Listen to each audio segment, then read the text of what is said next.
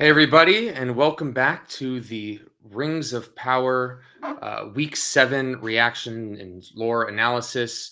Thanks for joining us. We are the Fellowship of Fans. We have back again the Shiv Knights. Shiv, say hi. Hello, everyone. Glad to be back. We have V joining us, as always.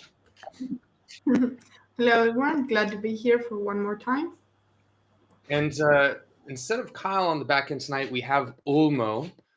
So he's running this very smoothly. I'm sure everybody thank him for his hard work on the back end. And then, of course, we have our special guest this evening, Robert from In Deep Geek. Robert, say hi to everybody. Hi, everyone. Absolute pleasure to be here. And for those of our guests who aren't familiar with your work, would you maybe give a little promo of what you do best and where people can find you? Well, you can just Google In Deep Geek and you'll find me. I've got a YouTube channel. I cover Lord of the Rings and A Song of Ice and Fire and teeny tiny bits of other things as well. Yeah, just go and check it out. Awesome. Well, let's get right into the episode.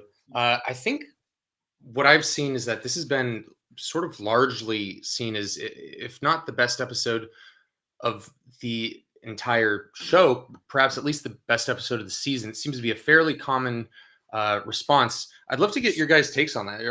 Do you all concur, or any of you outliers and feel differently? Let's just go top to bottom, get a quick response from all of you guys, sort of brief synopsis, overview, thoughts of the episode. Let's start with you, Shiv.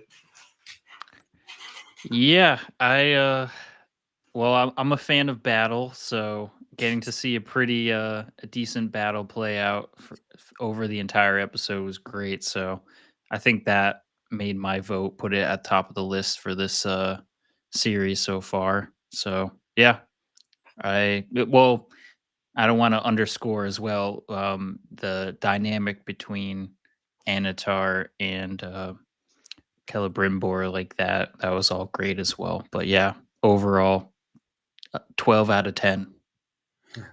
What about you, V? Yeah, I mean, the series keeps getting stronger and stronger every time, so it's really phenomenal. To be honest, I'm waiting for episode 8 because I feel like every week we come here and we're like, oh, this was the strongest or the best of the season yet. And it seems to be heading that way. So let's wait and see. And Robert, what was your takeaway? Yeah, I mean, I don't think I disagree. As the season has developed, I don't think I'm alone in thinking that by far the strongest element of this has been the Anatar Celebrimbor relationship. I always loved the dwarves, and I think they've done really well. And the fact that this was focused in on those two storylines, it felt a lot more cohesive than some of the other episodes. And yeah, some really good visuals and some fantastic music. So a lot to like in this one. I do have some things I can nitpick, but overall, there's a lot to like. Don't worry, Robert. We'll get there. Yeah, I think that I find one thing that's becoming interesting as we're getting into these sort of more famous moments in terms of talking about the actual, legendarium itself, is that we're starting to see more consistently pieces and parts where we at least have a loose outline of what we know should or should not happen, and then getting to see that the sort of unique way that these showrunners and writers are coming up with dealing with these, sometimes perhaps for the better, sometimes perhaps for the worse. But I think I'm especially interested this episode in sort of looking at it a little bit through that lens, because there are some sort of big things that we all knew would eventually happen that we're starting to see, and I'd love to hear you guys sort of thoughts through that lens as we go along. Like you said, Robert, let's start with Celebrimbor and Anatar / Sauron. I mean, what a relationship this is developed into. When do you think that Celebrimbor became started to put the pieces together of what was happening in his loop and everything? I think it's a part of him always knew. Like what he said to Galadriel. Like, he always was a bit of aware of everything, but his pride didn't let him like clearly see everything, and he wanted to make this huge legacy to basically come on top of Fëanor. So I think when finally he started getting enough of it and emotionally, that's when he started to actively put the pieces together, probably in the end of the last episode, but we actively see it more now. I found it very genius the way they did with the mouse and the candle and those little details that you don't really think someone would notice in their day-to-day life, but Celebrimbor noticed, and he just started like examining his routine and everything, and seeing all those patterns and motives that were going around. So it's pretty interesting how they wrote that in, and basically expressed how slowly he started facing the reality instead of like fooling himself with everything is going well and I'm creating something everlasting and great that will give me a legacy and nothing is wrong. Yeah, it seems like like he said, he always sort of knew something was amiss, right? And I think one of the interesting aspects here is that we're watching this sort of relationship between the Great Deceiver and then this elf who is some amount of years old more than any human you've ever met. And we're having to watch him put these pieces together, this ostensibly very, very wise being. Robert, what's your take on the way that they're handling this? Like, we're having to watch an immortal being fool another immortal but younger being, and it's something that when Tolkien writes about it, right, like he can be sort of opaque. He just says like, then this happens, and he doesn't have to. Just the burden's not as high to quite show that as much as these showrunners like obviously have to put it on film. Do you think they're doing a good job sort of figuring out ways to do this, or do you think like some of the people criticized in the first season, does it make Celebrimbor feel too human the way that they're sort of doing this? What do you think about that? I mean, overall, what I like is that this captures the feel of how I've always imagined this dynamic working. Now, obviously, from a law perspective, everything's around the wrong way. Things are going wrong differently around the outside, but just in that kind of relationship, squashed down, condensed, this is more how it feels for me. And what I think the key thing is in season one, the way that they made they gave Sauron Halbrand at the time more kind of a level was to make Celebrimbor seem less impressive, and we all were there at the time and thinking like, oh, so he doesn't know what an alloy is and things like this. Is like, he of course he would think of these things. He is the greatest elven smith. So season one felt like they were pulling him down. Season two feels like they're allowing him to be the level he's at, but they've taken Anatar Sauron up to the level that he should be at. So that for me is where the dynamic is working well. I think that what V was saying earlier, I really liked the way that he figured out what was going on. And like, if I draw the little line on the candle, if I pay attention to what's happening with the mouse, he's the person who figured out what was going on there. But ultimately, what is keeping him there is not actually Sauron's spell over him. It's his desire to create greatness, and we do see that he carries, and you can see the glint in his eye when he's there, thinking they're almost complete. This will be my legacy. This is what is pushing, and Sauron Anatar is pressing those buttons, and that is what is working for me. I completely agree with that. It's I think we should always be trying to do with characters, right? Like raise them to the next level, make them smarter, rather than dumbing down. Well, what about you? For you, Shiv, as we're sort of watching through this, what was your sort of? We see Celebrimbor go outside, at various points and stuff, and we see that Sauron has completely captured the minds of the guards and everything. No one believes Celebrimbor anymore, right? What do you feel about that? Do you think that was done well? And in particular, like, let's pay attention to Myrddania. What do you think about her relationship with Sauron and how that's unfolding? Like, does it make sense to you that these people would sort of switch their allegiance so quickly, or do you buy it because Sauron is sort of the great deceiver? Yeah, I'm sure like the show had to deal with like some time compression with this, but overall, as the episodes unfolded for me personally, it felt really believable. Especially like some people might be forgetting, like we had the whole deceiving of him being an emissary of the Valar. Like if you were in the presence of a demigod or a god, I'm sure that's gonna instantly sway your opinions on what this person is saying to you. Like, yeah, you could have another human come up to you and say, like, yeah, I'm a god. Okay, that's one thing. But to have someone just appear out of a furnace like that, like, that's going to sway you drastically. So, yeah, overall, I felt it believable. And I really liked how the show depicted that, like showing how he manipulated Myrddania, showing how he manipulated basically all of Eregion into basically taking control of it. So, yeah, tragic. I loved it. Good story. We'll come back to some Anatar and Celebrimbor stuff, but I want to switch over for a little bit and chat about Adar and this sort of siege on the city, and then Elrond coming up and all that stuff. Let's start with talking about damming the river.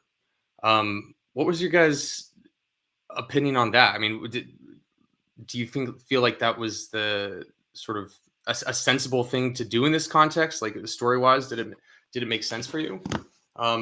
What do you think, Robert? Was this did this feel like, when you're imagining this, the sack of Eregion, is this how you're seeing it unfold? No. I mean, there's a lot I could say about the battle as a whole, but um, if you're attacking a city, you try and hit at the weakest point, which is the gate, and we didn't see the gate at any point. I suspect that the reason they didn't show the gate was that would remind us that people are going in and out of it all the time, and make us wonder why we don't see anybody going in or out. Because communication, what they had to do in the bigger level here was to make sure that there's a communication breakdown between inside the castle and outside the castle, so that actually nobody can come in and say, oh, Myrddania, just so you're aware, that's Sauron. So they had to create that bubble around it. And so this siege was that. I mean, in terms of like the damming the river, I mean, no, that didn't really work for me. I'm not going to pretend it did. It was I like the thought, and I like the idea that that's how Adar thinks. He's already done. Let's make nature work for me down in Mordor. Turned that into what it is today. Now he's like trying to make nature work for him here by damming the river. It just felt like if you're going to actually dam a river, then that takes a lot more logistics and energy and precision than just hurling a few boulders at the side of a cliff. So that bit didn't really work for me, I have to admit. No, always be honest. You're among friends. But I know part of the reason I asked is because I almost felt like I missed something in terms of and that's, I guess, my question. Like, maybe I did. Shiv, did you have a better understanding of like what was going on with the damming the river and all that stuff? To be honest, I just trusted the process there and didn't really think much of it. I found it kind of clever that they sort of repeat the mountain situation and the volcano eruption. It didn't really bother me too much, to be honest. So I don't have any insight to give you or to like make it a bit better for you. But at the same time, like having a city protected by a river makes it very hard to siege. And I understand now that, yes, we haven't seen any like bridge that crosses over for the gate and stuff like that. Now that Robert mentioned it, now that I'm thinking back to it, to be honest, and I don't know. I think it's one of these things that we will analyze more in the future and understand better. But in the moment, didn't really bother me. No. What about you, Dee? One thing I want to say, when we were getting leaks early on, I thought there was an image of Eregion with the front gate being broken. Like, I thought there was a gap between the front gate and the bridge going over the river, but could be wrong. Maybe we see it in the next episode. But that was something that just popped up. But yeah, my brain did go a little bit into the logistics of damming a river, and I was like, like that would take a lot of boulders, and then you have to have it really high up because the water's going to start pooling and then spilling over the top. So maybe it's like a short-term solution, but the river starts coming back. Maybe we see that next episode, but I guess overall, like, it's passable to me. Like, I wasn't upset by it, but maybe there's more they could have explored there. Yeah. Mickey Mouse had a comment in there. It's a little while back. Where did it go? Said, I liked it. It would have been strange if they had hundreds of orcs building the dam without noticing them. That is a good point. I guess maybe this is one of those moments where you just have to have we watched the way the Ents handled it in with the dam in the Two Towers. That was, I guess, probably a little bit of creative liberty there. But this comes back to the thing is, I guess, when you're really invested and into something, you give it a little more license, right?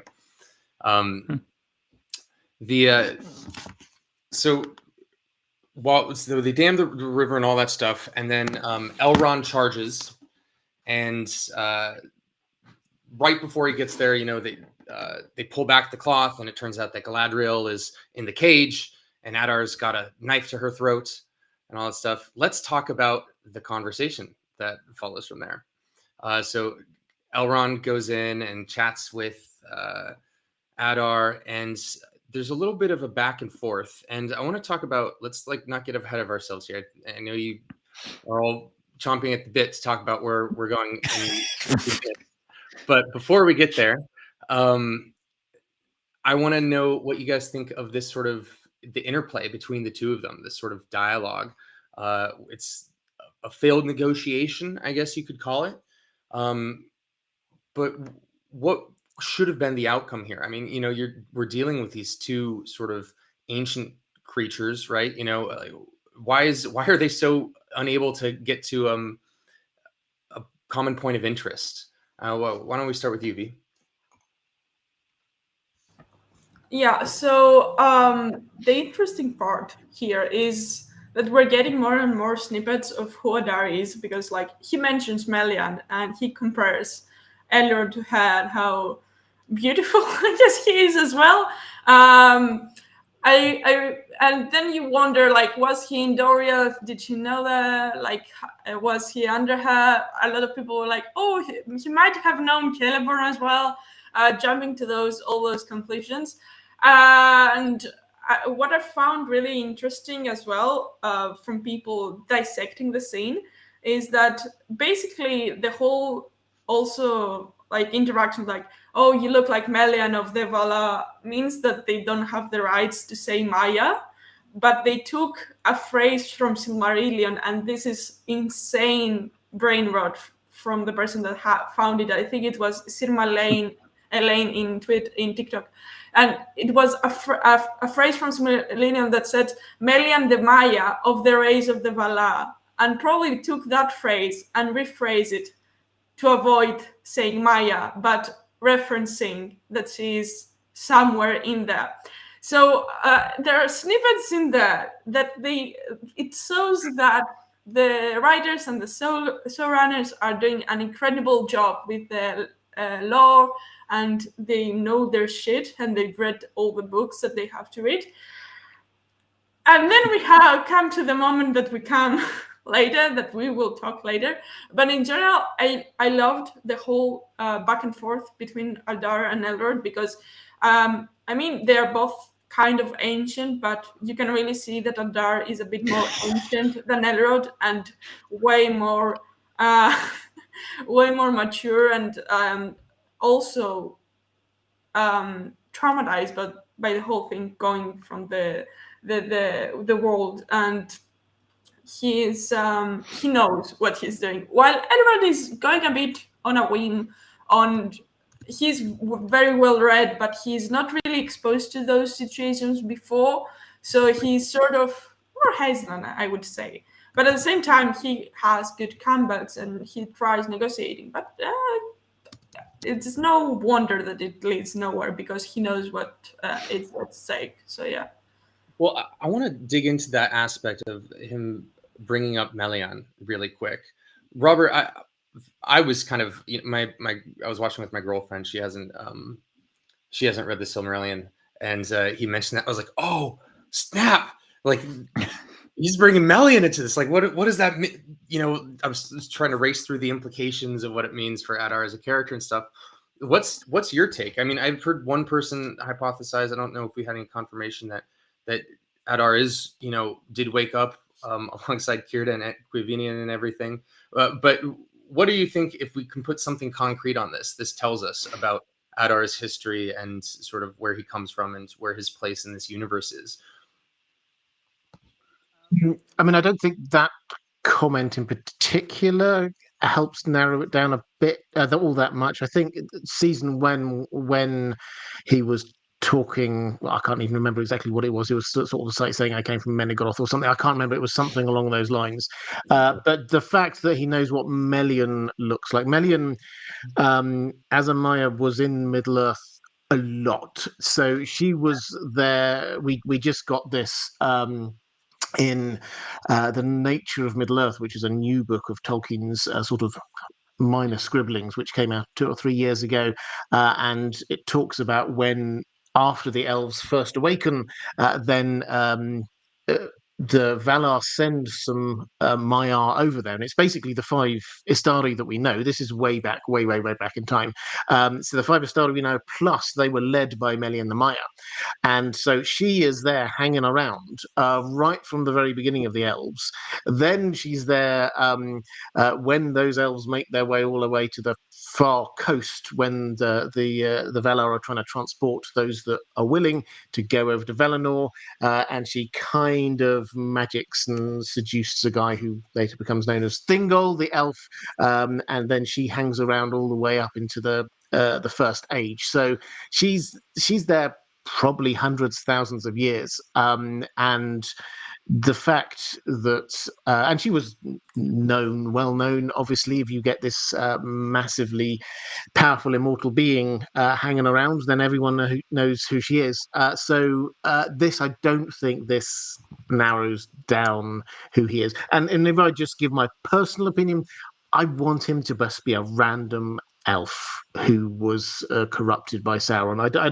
I don't personally like. I say this over on the other side of what I cover with the Song of Ice and Fire. All of the theories are so and so is secretly so and so, and so is they went off into hiding and reappeared. No, I actually just want. I think it makes the world a bigger place and a more majestic place if we have more characters who aren't just everything connected in. So I just hope he is just a random elf who got corrupted. He was one of the ones that Morgoth captured early on, and he got corrupted then.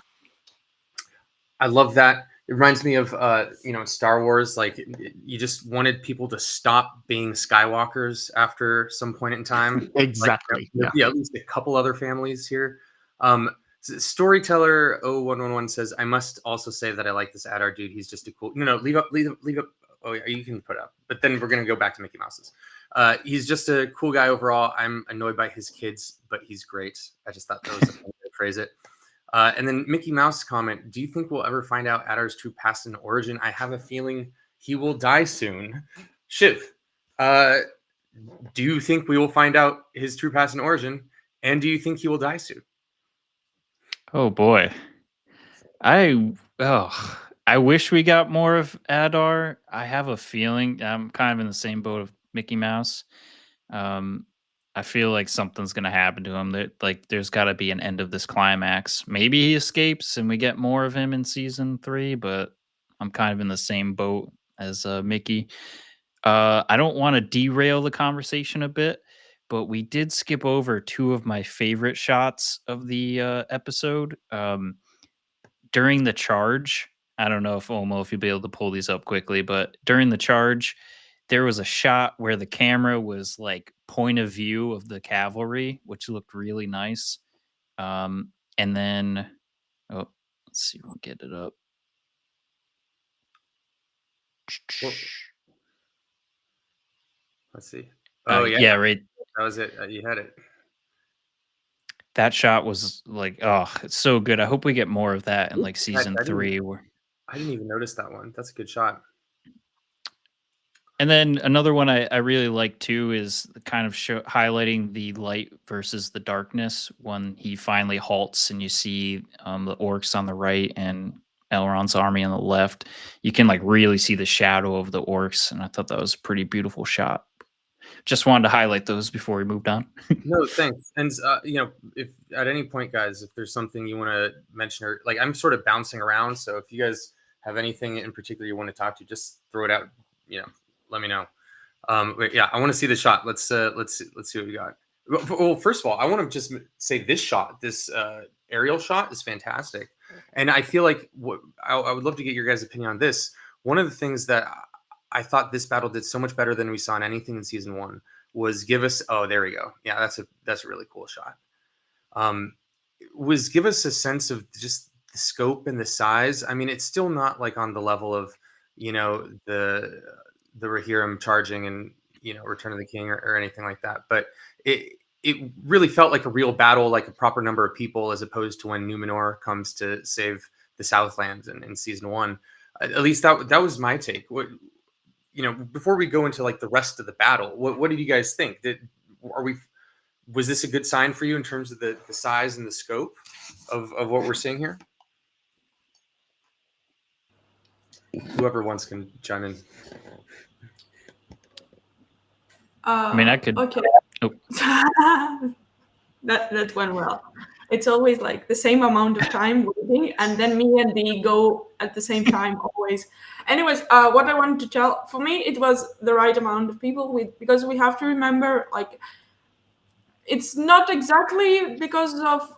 I mean, in terms of the show, we are in the end of the Second Age, and the elves should be more in numbers. But in terms of sacking of Eregion, the elves didn't have that much numbers because of the War of Wrath, having lost a lot of people, and I think that's one of the reasons they couldn't send more people in Eregion.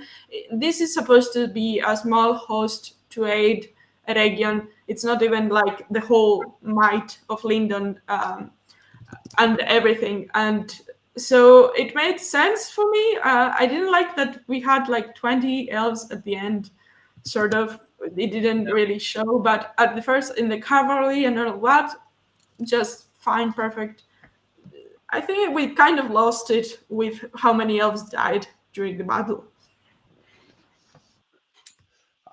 I want to. We will come back to that aspect once we get a little later in the show, but because I actually did want to bring that up. But I want to go back to in the tent with Adar and Elrond, and we got this comment from Storyteller. He might be the minority, but he likes second season Adar better than first season 1. I'm not going to get your guys' opinion on this because we got a lot to cover, but I will say that I just think that they're both really great interpretations of this interesting character. Probably the best original character in the show. Although, Arondir's been great in certain moments as well. But let's, would you put us back in the, Ulmo, would you mind putting us back in the tent with the two of them? We got to get to the end of this conversation and the failed negotiation, and then what happens next. And I think that before we go into the big thing, the question is, why did this unfold the way it did? A lot of people were just commenting about this a little while back in the comment section. Why was Elrond allowed to leave? Do any of you guys have any strong thoughts about that, or any opinions about how that unfolded? That Elrond got to say goodbye. Was it just Adar being sort of honorable, or was there, how did you feel about that unfolding the way it did? Let's start with you, Shiv. Um, I guess if we were to fall into storytelling or movie tropes, but I guess in history too, like a lot of like high leadership are able to make in-person negotiations before battles. So I think it's within reason for him to have this negotiation before saying, "All right, can't come to an agreement. Let's battle." Um, so it's plausible. I didn't even analyze that too much. I mean, what happens next kind of overshadows this entire scene. So I didn't even think to go back and look too further into that, but I Well, guess that's my take on it. let's use this as a moment to segue into that. Uh, we see in the next I shot. have a thought on that first question. If what you Please. just asked, if you want to, I mean, and my Oh, take is that what they were trying to show is that Adar's clever, and what he recognizes is that although his orcs outnumber the elves are superior to his orcs, and in particular, the elves are superior to his orcs in open combat in a big field when they're charging. If they had charged all the way through and they'd have just wiped out huge numbers of those orcs, that would have been it would have been like a mini version of the Ride of the Rohirrim. Uh, so Adol's plan was, I have to stop these guys, and then I will get Elrond into this chat. I don't think it was a failed negotiation on Adar's part. I think he just wanted to bring him in and then release him afterwards, because you saw what happened was then the orcs come and attack Elrond when he's on his way out. That draws the elves into the wood. The cavalry advantage is therefore nullified, and then they get brought in. If you see one of the next shots, is the elf horses then getting bogged up in all of this sort of ex-river bank. So I think that what was going on there was that they were showing Adar is here, actually tactically nullifying the orc advantage that they had, waiting until it's a lot darker, which is going to give his horses a lot of advantage, and getting rid of the horses. So then what he's got is a whole load of elves standing between him and a brick and a stone wall, which suddenly gives him the advantage in the battle. That's how I saw it anyway. that's a fantastic breakdown. Can I add one more thing? Please. Also, Elrond isn't the bigger fish there. Gil-galad is just outside. So even if he kills Elrond, there is still someone else to lead the army right outside of the tent. So there isn't really point in him just engraving, like giving more reason to the elves to be mad by killing more people. Like this just adds to Adar being clever. So yeah. I have to just add on and say I think one of the nicest things is how intelligent. We were talking about the intelligence of Celebrimbor and Annatar earlier. I think they make no one more intelligent than Adar, and I think that's one of his most shining aspects in both seasons. But in this season we really see it in terms of his planning, and what we can see. Okay, this is why this character, who may be just some obscure elf, who is then twisted by Morgoth, has had so much success and has assumed this position that he has. I think it really does add to the character. So moving on, and after this conversation, we then see a wide shot where Elrond takes the brooch from his thing, and then he puts it in his hands, and then next thing, we get a kiss. Freeze frame it on the kiss. Everyone watch it. Okay. So obviously we have to talk about this a little bit. And I'm going to get each of your guys individual takes on this, but I want to put a poll to run in the background while we're chatting about it, which is going to be something along the lines of, Olmo, if you could put this up for me, something along the lines of, how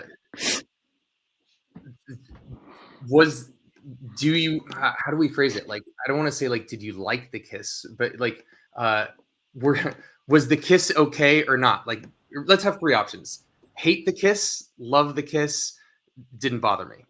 And let's see what the audience thinks. And we're gonna go through everybody. So let's start with you, V. Why do you always have to put me in the wall? That just always that stuff. So, look, the first time like I saw it, I was like, no, I don't like it as an idea. Okay, I mean, there's so many different things that he could have done to pass on that pain, and there are so many stupid memes and conversations that have started because of this kiss that I really don't like. Also, the effect that it had in the fandom, but if Robert Aramayo was at first against it and he's now okay with it, I think it can grow on all of us too, on time. Like, give it 2 years. That's how long he had to process, probably. So, look, even sipping Galadriel and Elrond isn't the worst thing that I've seen. I've seen people sip Adar and Elrond. Okay, I don't really. What did you do? So I don't know. I want to give it a few more rewatches. I've heard people saying why it didn't bother them or why it was okay, and also I've heard the side that it's elves, they have different ways of showing affection and stuff like that. The only problem with me is that I want to get Celebrimbor in the future, and I don't want the awkward conversation being like, oh, you know what? At some point, me and your mother were in danger in Eregion, so we kissed. And I really don't want that. Okay? Don't judge me, please. Okay, that's all I had to say. All right, we're gonna go up. So you're next, Shiv. What was your take? Oh boy. Well, we were gonna have the Friday fun crew discuss this, and I had many jokes and stuff planned for it. I was so ready, but because we're in the adults table today, I'll try to keep it brief. From my own perspective, I really didn't care about it. It just seemed like a standard movie trope. I was like, oh, distraction, cool. Like we've seen this before. So I kind of went over it, but I knew this was going to be a very dividing scene.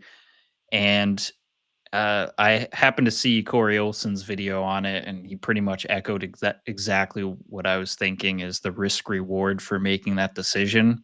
And yeah, it's like they were playing with fire, and you're expecting people to be outraged. But overall, like I love the episode, so it didn't really phase me. So yeah, I guess I can leave it with a funny food for thought. Oh, God. Is it too outlandish to potentially kiss your future mother-in-law? I'll leave it there. To be fair, well, we have no hints so far that Celebrimbor exists yet. So he would not, in theory, know that this is. Anyway, that's a different thing. But let's get your take, Robert. Let's go for it. Bring it all. What do you think? Well, I hated it from every angle. But that whole but Celebrimbor isn't around yet. She's still married to Celeborn, and it doesn't matter whether she thinks he's dead or not. Elves mate once and for life. So that was, if there was even a hint of anything romantic or sexual in that, then that was wrong. I think they weren't wanting there to be that. I think they were wanting this to just be the I'm just trying to do a clever way of pass you this pin so you can escape, in which case it just felt a little bit tropey and done 100 times before. And I think they must have known the fan reaction. And so I can only assume that it was a deliberate attempt to provoke reactions, because I think what has happened is that and V was saying this about the fandom. What I hate is the fact that we've had a really good discussion about already, and I'm sure we'll come back to it. Anatan and Celebrimbor and things like that, but actually, all people want to talk about is this kiss, and I think that for me, I find that really sad because it's making people angry, and I don't want to be angry about Tolkien stuff. I want to love Tolkien stuff. I might not enjoy everything that appears on every adaptation, but I love talking about Tolkien, and this is just divided and distracted people. So, lore-wise and cinematically, I didn't like it at all. Yeah, I think you're right that it's was mostly to bring attention. And I will say this: in all the times I've hosted something for Fellowship fans, these are the most comments I've ever seen in one 10-minute span, which tells you something. I can't even like read them all to keep up to tell Oma which ones to like post and stuff. I mean, so it is it's at least did its job in that way, and it kind of makes me wonder if maybe they were, looking for something to bring people to the show. I don't know, but that's just speculation or something. But with that being said, I think we've, in as Robert said, maybe we shouldn't spend too much time speaking about this because we're just giving them what they want, right? So let's move on to the next thing, and we're actually going to go back in time a little bit and talk about Elrond and Durin. This whole dynamic I find really intriguing. Okay, so season 1, I think a lot of people's very favorite relationship was these two, and it's been notably absent, I think, from this season.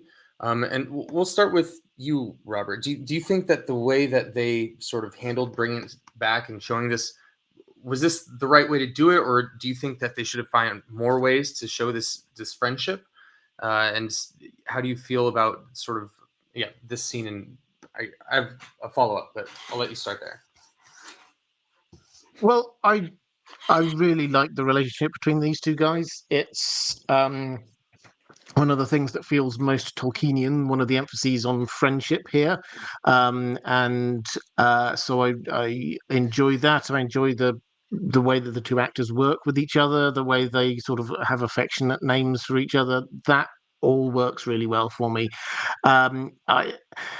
This is one of those things where I suspect that if I went in, I could probably come up with 100 critiques about teleporting in and how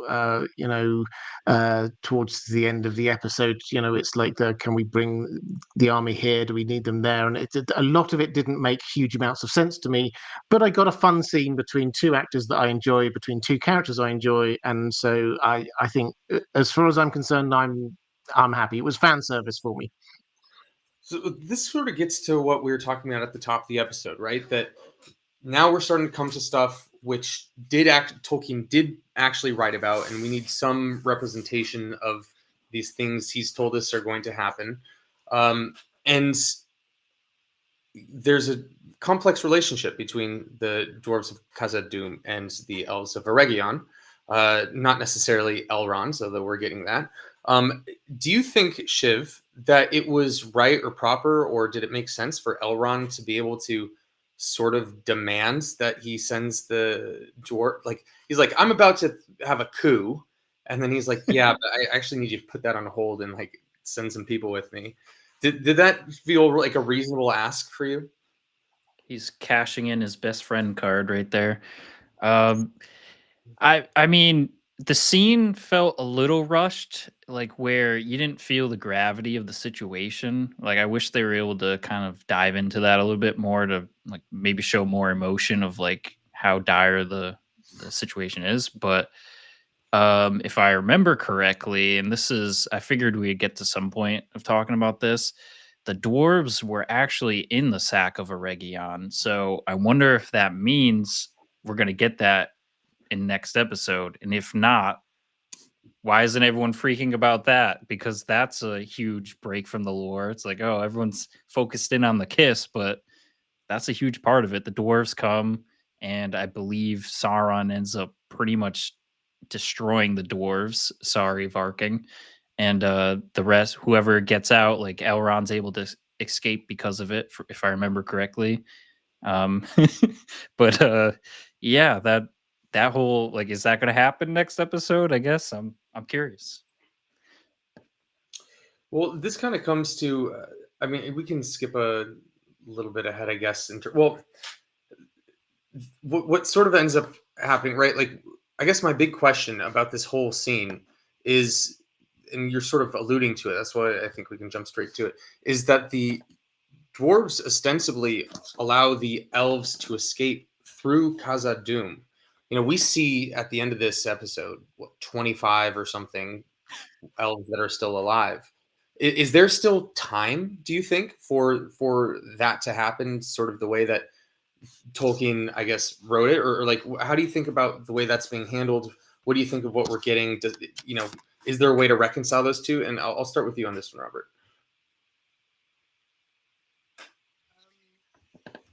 Well, there's a lot of moving parts that are not as Tolkien wrote it here. So the friendship was between the dwarves and Celebrimbor, as opposed to between the dwarves or Prince Durin and Elrond, and also the distribution of the rings. That shouldn't have happened yet, so they shouldn't have a ring. And when they are distributed, it's Sauron who distributes them. Um, Although they claim that the first ring was given to them by Celebrimbor personally, so there's a huge amount of moving parts here that mean that the setup's different. To kind of pull this around in a way, then yes, the dwarves have to play some kind of role here in trying to help out in the sack of Eregion in Tolkien's Legendarium. Then they are effective, and they allow their attack allows Elrond and co to escape, and they go off and find safe refuge in this valley that later turns into Rivendell. So that's the really important thing that's going on there. Then what I'm finding, without wishing to go much further forward, what I'm going to find fascinating is the fact that really, as far as the Second Age is concerned, that's pretty much it for the dwarves in Khazad-dûm. They shut the gates, and we don't really hear about them until partway into the Third Age. So I don't think that the showrunners will do that because the dwarves have been a big success. I don't really want them to do that because I'm really enjoying having the dwarves there. But it does mean that what we're going to have is one of two things. Either they're going to have to invent completely new storylines for the dwarves, or they're going to have to bring forward storylines that happened in the Third Age into the Second Age. So we'll see where they go with that. But broadly speaking, the setup for the dwarves has not been as Tolkien's Legendarium. They can come in and roughly do their part in helping Elrond and co escape. But the interesting thing for me is what happens going forward from here. Well, V, what do you think? I mean, this isn't truly a prediction stream, but like I think we have a little license to do so. After this, do you think we'll see dwarves at the Battle of the Last Alliance, or like, what's your take on how they're going to handle this going forward? So there should be some dwarves at. Oh, sorry. Let me just say that there should be some dwarves at the Battle of the Last Alliance. It's not that there are no dwarves anywhere. It's just that they are not in massive forces in the War of the Last Alliance. Sorry, do carry on. Yeah, don't worry. During the Fourth is actually one of the dwarves in the Last Alliance, and I think he's listed somewhere. So we should get to see him during that war. So in general, what I think of the dwarves and the whole, I think they will come. To be honest, probably they're adding a sort of dramatic effect to it, and they're making them a bit late as well. In terms of the elves and the hope and all that. So I don't know how much of the host of the elves survived the Battle of the Eregion and the sacking of Eregion, but also it's about the refugees inside the city. So there is a bunch of elves fleeing the city at the same time as well, and probably since we saw Galadriel going in, she will have to go out, and presumably she could take some of the elves with her, since she knows the ways. So it's not only about the elves outside, it's about the elves on the inside as well, trying to escape Sauron. I'm very curious about how Sauron will get like the orcs and then go against like the dwarves and all that stuff, or if the dwarves will be just against Adar when they arrive. And I'm guessing that they are gonna keep around the dwarves, but I don't know how they will focus on them outside of Khazad-dûm, but rather we will see something happening inside of Khazad-dûm, because I mean, during the fourth year is about to do a coup. So there is some political instability inside of Khazad-dûm that it will either has to be solved until the end of season 2, meaning episode 8, or we will either see it in season 3. So that could be a way of getting still dwarves in the show, but not necessarily being part of the Middle Earth events and playing a huge role in the chess set that we have set. So that basically what I'm saying is maybe we will see the dwarves becoming their own separate timeline, since the elves will be probably in Rivendell and trying to in Lindon as well, but also in Rivendell trying to make that, and the Númenóreans all over the place. So maybe they will keep the dwarves in Khazad-dûm, but still get like sort of sneak peeks of them throughout season 3 and season 4 until we get more of them in season 5 for the Battle of the Last Alliance. We'll touch on the dwarves for another moment in just a little bit when we talk about Galadriel's storyline. But I'll just throw in, the one thing that I think that we will certainly need to see is the resolution of the whole Durin 3, Durin 4 storyline that they're building up. My one significant critique of the way that they handle the dwarves in this episode and the previous episode also is that the numbers seem weird, right? Like when Narvi comes down and it's just Diza and Durin like trying to fight him off, and it's like, whoa, hold on a minute. Wouldn't they have some allies? Or like, he's the son of the king. Sure, it wouldn't just be him and his wife. And also, don't they have kids? Like, and then this episode, he then has suddenly convinced everyone, and he's giving a speech to like all of Khazad-dûm, and it's like, wait, what about Durin 3 and his followers? And there's something a little weird in terms of the way that they sort of play these spaces and the areas and the numbers. But I am looking forward to seeing the resolution of this storyline. Okay, let's go back inside Eregion. And I want to chat about the aspect of, right here. Annatar controlling everyone, and then Celebrimbor breaking out, realizing his illusion and everything. And he comes out and no one believes him, right? What do you guys think about this aspect? That they've all been sort of completely warped by Annatar's mindset, and then what Annatar does to Myrddania. Shiv, how did you feel about Myrddania's death and how that all unfolded, and then her reticence to believe him, and then the guards' reticence to believe him? Yeah, so two things. Like, I thought there was a little bit of humor in like Celebrimbor coming out and be like, the mouse, the candlestick, and everyone's like, what are you talking? Like, that was well done. Like, I thought that was great, and it kind of helped solidify like, oh, he really did lose his mind. So I thought that was well done. The Myrddania death, oh my god, that was tragic, very unexpected. I was not expecting that at all. So that was a pretty well done surprise from the show. Shiv, And you didn't expect that Myrddania was going to die? Not in that way, I guess. Hey, I try to avoid the spoilers when I can. I know I'm a part of a spoiler group, but I try to avoid them. No, it was a brutal way to go. Go on. Sorry, didn't mean to interrupt. But yeah, I feel like this was like the first time the show like really tipped into some darker stuff. Like I don't know, like I hate to make the comparison because I don't know how many people like this, but I actually decided to go back yesterday and rewatch the director's cuts of Rebel Moon.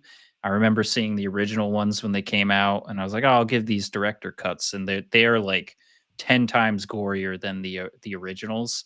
And this kind of gave me that feel. Like this was like way more graphic of a death than I've seen in any other thing else in Rings of Power. So I feel like they're starting to dip into more uh I don't know.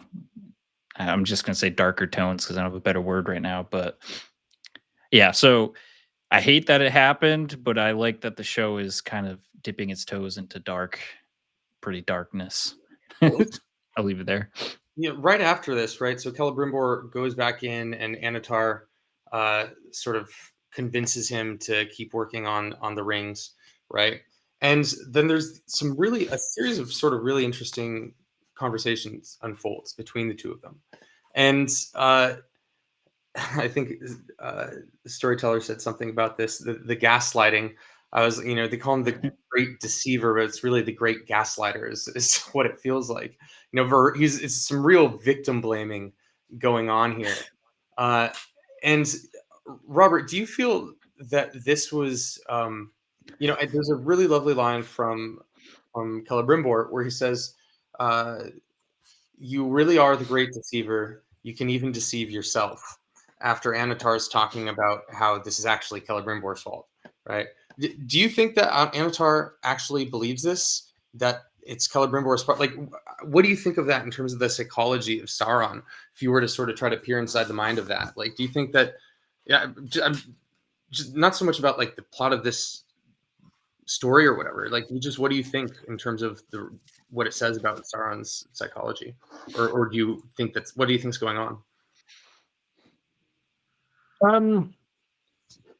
Yes, I think. I mean, it's always a dark place to try and peer into the psychology of Sauron, but he is far from being a two-dimensional uh, being, and what they've done here on the show, which I kind of like, is that they've played with this idea that Tolkien played with, was, did he repent? Now, the implication is that at the end of the First Age, the implication is that he may not have repented, but he did regret what he did. And then he went off into hiding, and then he kind of builds his way back because he thinks that the Valar have abandoned Middle Earth, and he thinks that he is the person now best placed to bring order and peace. So he actually believes that. However, he is surely clever enough to look around and see that where he goes is not bringing order and peace.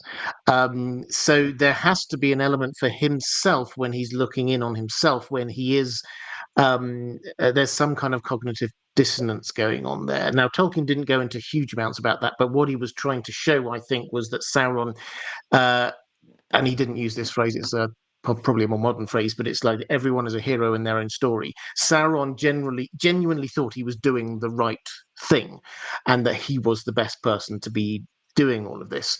And I think that what he is doing here with Celebrimbor is therefore taking that understanding and trying to of the human psyche, and trying to make Celebrimbor go through cognitive dissonance himself and not completely understand exactly what he's doing, but he has to follow his instinct, and his instinct is to create. I think that's really, really interesting dynamic. And in fact, we do, really get to hear a lot of stuff that almost came directly from Tolkien, right? In terms of Sauron's, torture at the hand of Morgoth and his philosophy with this whole thing. V, how did you feel about that element? Did that sort of hew to your understanding of the characters? And what was your feeling hearing that? I mean, for me, it was just kind of cool getting to hear, bits of that on screen, actually. But what was your take? It's definitely interesting, and I think I don't remember exactly. I think it's sort of similar to what he said to Galadriel in season 1 at the the last scene in the rafts and stuff like that. But definitely, it's a very manipulative tactic to use to be like, oh yeah, you have it bad, but I had it worse than you, and I experienced this and this and that. So he's sort of taking this moment from Celebrimbor and making it about himself. And this is exactly like manipulation 101. So I think it's brilliant. It's also a way for us to see a bit of the law.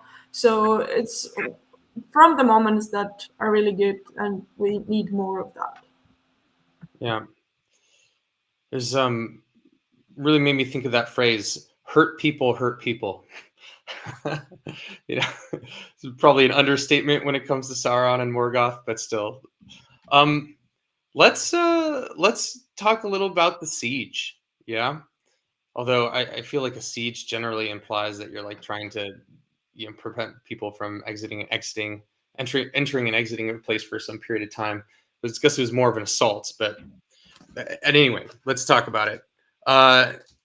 In fact, actually, before we talk about it, there's a little tribute video that Shiv and Ulmo make over the last week that they wanted to share with everybody. Why don't you put that up?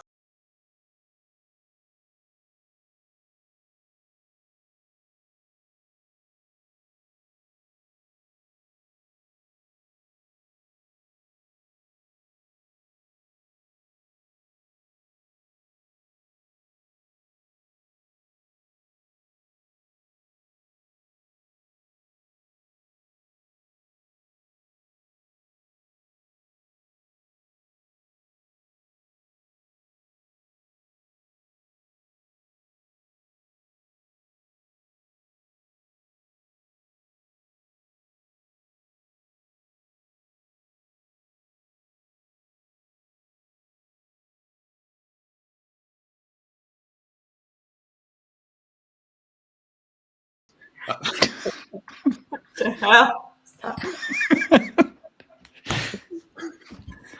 Yeah, that was lovely. Since Robert V, you hadn't seen that yet, so before we dig into conversation about all that stuff, takes. What do you you guys hadn't seen that yet? V, what's your reaction? Someone should take Hughes and Ulmo direct messages away from them, because I don't know. And also, Ulmo's computer, someone take it away as well. Yeah. I thought it was a heartbreaking work of staggering genius. That's all I can say. I'm just honoured to have been able to experience it. Yeah. MJ puts in the comments, Arondir ? Just pointing that out. We'll get there in a little bit, but yeah. So okay. Really quick, let's talk about part of the reason I was thinking of going straight to the siege. We see a couple like really dark. You know, this gets dark. We're starting to see deaths. We see a horse get its throat slit. You know, we see the whole battle with Damrod and everything. For actually one thing I want to do for pause right there where we see Elrond flip the kill the orc that then gets thrown against the wall. Just want to point out, Elrond actually is attacking Eregion here, right? I mean, he literally shoots. I don't know. I just thought that was worth pointing out that he was blinded by raids. Yeah, did nothing wrong. But let's get to talking about it. I want to know what your guys' thought was of sort of how this unfolds in terms of the battle itself, right? It's pretty brutal. You know, some of the most fighting we've seen one-on-one. V, what did you think about the battle? I really liked it. I mean, it was taking us from one place to another. It had a little bit of emotion as well, which I didn't expect. Like Elrond just flipping a switch and becoming a madman because his horse was killed. It was beautiful. Like the Damrod thingy, I really loved the cooperation and all that, but at the same time, I wanted a bit more build up on Damrod. But at the same time, it was enough for the time that we got in general for the season. So it had a lot of aspects to it, and Adar versus Arondir 101 also was amazing. Pretty Hold on, bloody. let's not get there yet. Yeah. Okay, I will keep that for later. But what I mean, we had, apart from it looking really cool and just having slaughter, it also had very impactful moments that made characters grow. And I think especially Elrond, because I don't think he has really seen a battle this of that big of a scale in a long time. And the last time he saw one was basically an orphan, and it wasn't even that kind of scale. It was a grand assault in a refugee camp. So we see a lot of growing in those characters and in this span of a minute, and I really like that and how they work together. And just what. Yeah, Robert, you were pointing out some of the finer aspects of the strategic elements of Adar's decision making with Elrond. And how did you feel about the way this sort of then unfolded in the battle? And we see a number of times over this episode where I don't know if he actually has a name. If he does, I didn't learn it. The Adar sort of number 2 or whatever keeps coming up and being like, whoa, like, are you really cool with all of us dying? Because we thought that you were trying to protect us. What did you think of that dynamic between this orc and Adar? Did that feel, did that make sense to you? Did you like it? And what do you think that forebodes for sort of Adar's hold over the orcs going forward? Well, he's clearly being used as the kind of the spokesperson for the orcs for the audience. So we're there to kind of understand what the orcs are thinking. And back in the beginning of the season or season 1, then they were all like, grunting respectively and all those other things, and they thought he was amazing. And now I think we're supposed to be seeing that they're kind of wondering why are we even here? We've got our homeland, and that's okay. So why are we here? Now, I kind of get that.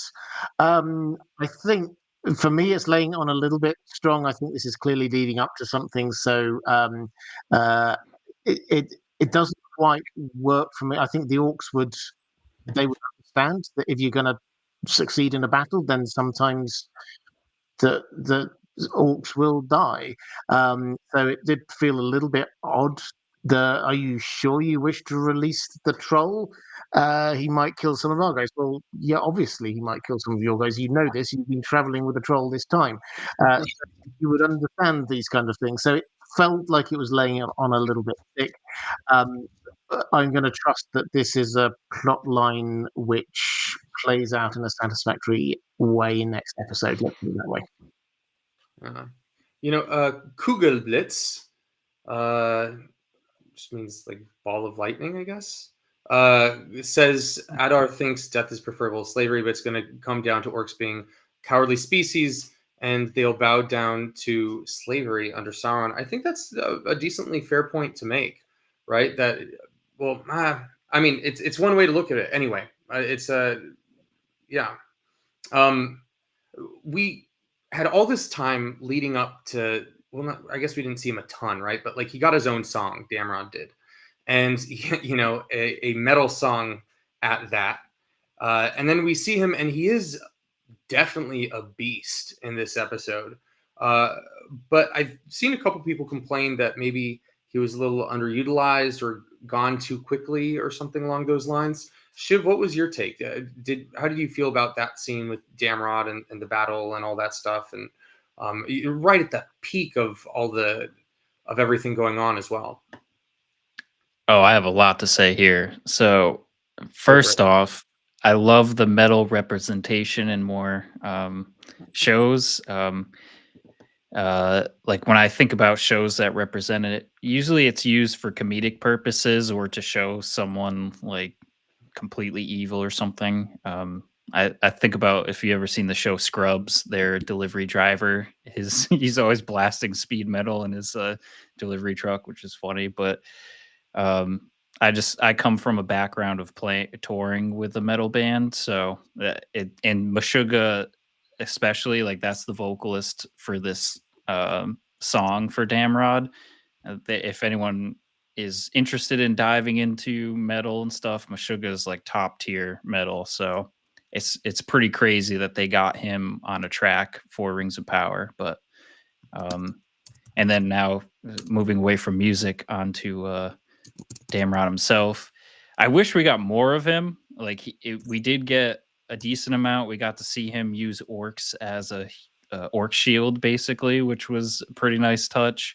But it would have been nice to see him span longer in the battle and like maybe towards the end, kind of fall through Arondir, I guess. But yeah, wish I got to see more. Do any of you guys know really what he's supposed to represent? Like, is there any sort of, did we get any sort of story or something that I may have missed about why he's so big relative to like the average troll or anything of, do we have any Damrod lore or anything like that? No. Was he a hill troll? I forgot what type of troll he was. Somewhere that was mentioned. Yes, but I said hill troll, yeah. Yeah. Hill troll. Someone said go back to your hills. I can't remember who it was, but yeah. Gil-galad, yes, go back and be buried in your hill or something. Yeah. Which is good. Let's chat about Gil-galad. Oh yeah, I think Damrod laughing because he was happy of his death. He was just tired of battles. Yeah, that certainly adds another level of sort of compassion and humanity or trollmanity to Damrod there. Let's chat about Gil-galad a little bit, and I'll start by saying he was one of my least favorite characters in season 1, just maybe because I had very high expectations for what one could do with Gil-galad, and we haven't seen a ton of him this season, but we do finally get to see him sort of joining and coming to a battle and taking part and doing some pretty kingly stuff. Robert, what's your take on all that? I mean, I was with you on Gil-galad in season 1. I didn't really like the representation. I mean, I think the actor has done a very good job. I've got absolutely nothing wrong to say there. I love Aeglos the Spear. My niche nerdy biggest complaint about lore complaint about season 1 was to do with him being in control of who gets to go to Valinor, but I'm not going to go into that one again, or I'll be giving you a 20-minute rant about something that happened at the beginning of season 1. But here in season 2, yeah, we've seen less of him. He's again not really shown me the kind of leadership that I was expecting from Gil-galad. I loved him in combat. I thought that worked really well. Him just sort of like turning up and saying, why are you here, Gil-galad? Well, obviously I'll be here because this is where. Well, why didn't you come with the army? Why are you just surprising? It didn't quite hang together for me. I'm in two minds. I think the actor's done a good job. I enjoy him. I think he has a sense of presence to him. But in terms of the Gil-galad that I know from the Legendarium, who was one of, if not the first person to spot the rising evil that was Sauron in the Second Age, to be the person who actually is ignoring it and telling everybody that the war is over and things like that. That doesn't really work for me, I have to say. What about you, V? So I didn't really get why he came to the battle. He wasn't supposed to be here. So let's start with that. Overseeing his army, okay. And then joining in at the moment where he's a suicide mission, it's kind of reckless for the last High King of the Noldor to do. especially when there is no sure shot at capturing Sauron, and especially when they have built up that he thinks that they should have been in Mordor, and he thinks that Sauron would be in Mordor. So there is, I think, a gap there of Gil-galad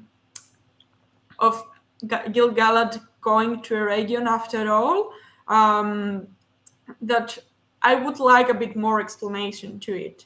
Do I mind him in battle, like how he acted and stuff? Like, no, it was great seeing him with Aeglas and stuff like that, and on the horse, and he was really good in terms of the battlefield and stuff like that. But still, he doesn't really fit to me being there, and that was the only like initial problem that I had with the episode, apart from the keys. Like, the only judging part, it was the Gil-galad joining the battle and being in Eregion at all. So yeah.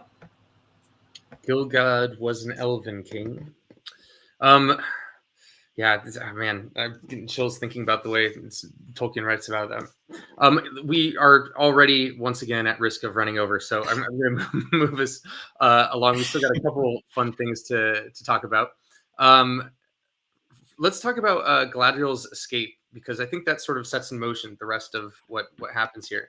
And I'll just say the one thing that annoys me a little bit about this before we move on to getting more serious stuff.